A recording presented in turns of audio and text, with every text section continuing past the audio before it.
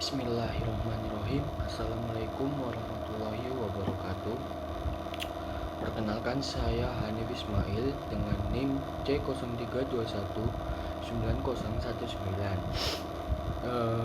Di sini saya akan mempresentasikan hasil makalah kelompok kami yaitu kelompok 5 dengan judul Perlindungan terhadap kombatan dan non-kombatan dalam Islam.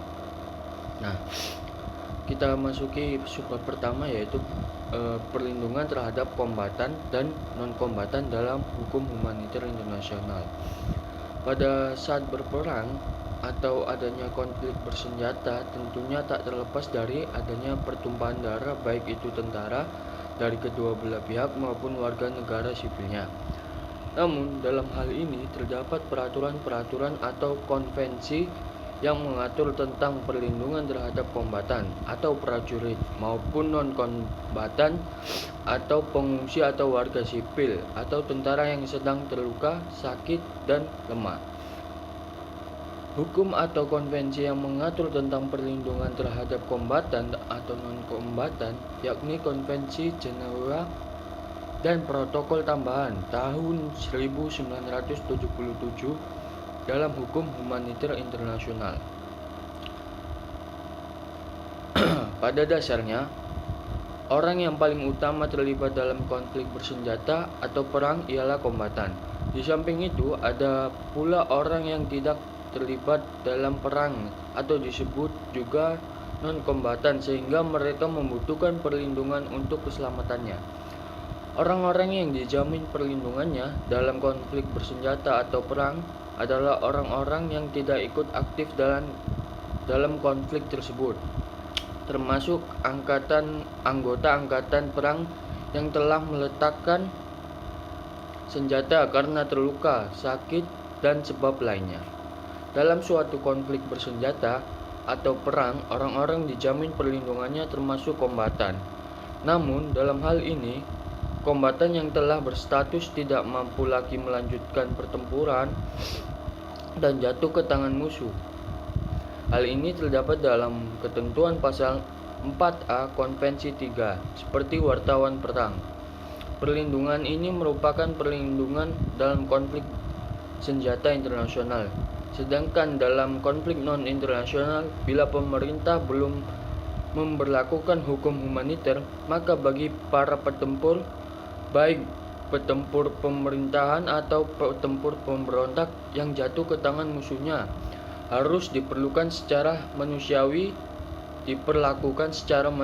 sesuai dengan hukum nasional. Dalam perlindungan hukum terhadap kombatan yang telah menjadi tawanan perang dapat berupa perlindungan umum dan perlindungan khusus. Perlindungan umum meliputi: yang pertama, tawanan perang hanya dapat dipindahkan oleh negara penahan ke suatu negara yang menjadi peserta konvensi, dan setelah negara penahan mendapat kepastian bahwa negara yang disertai tawanan itu berkehendak dan sanggup untuk melaksanakan konvensi. Terus yang kedua, tawanan perang harus diperlakukan dengan berperi kemanusiaan. Ketiga, tawanan perang dalam segala keadaan berhak akan penghormatan terhadap pribadi dan martabatnya. Selanjutnya, perlindungan khusus yang harus diberikan kepada tawanan perang adalah: yang pertama, selagi menunggu pengungsian dari medan pertempuran, harus dijaga agar tawanan perang tidak menghadapi bahaya yang tidak perlu. Terus yang kedua, tawanan perang hanya dapat diasingkan dalam bangunan-bangunan yang terletak di daratan dan yang memberikan segala jaminan kebersihan dan kesehatan serta perlindungan dari bahaya. Terus yang ketiga, kesehatan dan pengamatan. Kesehatan pribadi tawanan perang harus terjamin. Setiap kamp tawanan harus mempunyai rumah sakit yang cukup memenuhi syarat di mana tawanan perang dapat memperoleh pengamatan kesehatan yang mereka perlakukan, begitupun juga makanan yang tepat. Ya, selanjutnya itu kita masuk materi atau subbab selanjutnya, tentang perlindungan terhadap kombatan dan non-kombatan dalam hukum humaniter Islam. Hukum Islam sangat jelas menegaskan bahwa segala pertempuran di medan perang harus diarahkan hanya kepada kombatan musuh. Warga sipil dan non-kombatan tidak boleh dilukai dengan sengaja sepanjang masa permusuhan. Sejak 14 abad yang lalu, Islam sudah mengenal prinsip pembedaan antara kombatan dengan warga sipil sejati dan antara objek militer dengan objek sipil. Islam membedakannya berdasarkan teks agama dan implementasinya terhadap kelompok ini dan kelompok itu. Di samping mewajibkan pemberian perlindungan terhadap warga sipil dari tindakan agresif dan aksi merugikan mereka.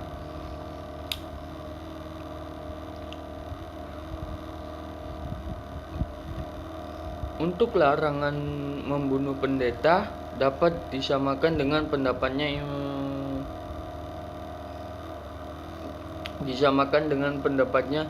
Imam Mawardi dalam etika perangnya.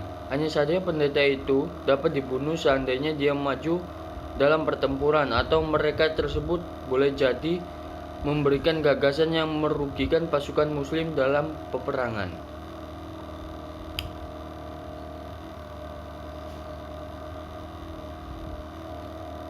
Di zaman Rasulullah, kepada para tawanan perang diberikan 3 pilihan, yaitu 1. Mengajar putra-putra kaum muslimin membaca dan menulis, kemudian mereka bebas. Yang kedua, memeluk agama Islam dan kemudian bebas serta mendapat hak dan kewajiban yang sama dengan kaum muslimin yang telah lama. Yang ketiga, menebus diri dengan sejumlah uang dan kemudian bebas. Ketentuan di atas menunjukkan bahwa Islam telah memberi contoh positif dalam bersikap terhadap para tawanan perang, yaitu bukan dengan menyiksanya, akan tetapi memanfaatkan potensi yang mereka miliki seperti yang dilakukan oleh Rasulullah Shallallahu Alaihi Wasallam. Selain perbuatan Rasulullah di atas, kepada para panglima dan para perwira angkatan perang Islam diperintahkan supaya terhadap para tawanan perang boleh dilakukan salah satu di antara beberapa ketentuan, yaitu yang pertama, membebaskan para tawanan perang tanpa ada tebusan apapun. Terus yang kedua, membebaskan mereka dengan tebusan berupa uang atau menukar dengan tawanan perang orang Islam yang ada pada mereka. Kesimpulannya, ketentuan-ketentuan atau pasal tentang perlindungan terhadap kombatan atau non-kombatan diatur dalam pasal 13 Konvensi 1, 2, dan 3 dan pasal 41 Konvensi. Menurut konvensi ini, dalam arti sempit, yang dilindungi ialah terbatas pada orang-orang yang turut serta dalam perang atau sengketa bersenjata yang telah menjadi korban karena sakit dan tertawan. Konvensi Jenewa III menentukan bahwa negara penahan bertanggung jawab atas perlakuan yang diberikan kepada tawanan-tawanannya. Pengaturan perlindungan tawanan perang, baik itu kombatan maupun non-kombatan, diatur pula dalam hukum Islam. Islam mengajarkan supaya bersikap baik terhadap tawanan perang, tidak boleh dianiaya. Sekian dari pemaparan materi saya. Bila ada salah kata mohon dimaafkan. Wassalamualaikum warahmatullahi wabarakatuh.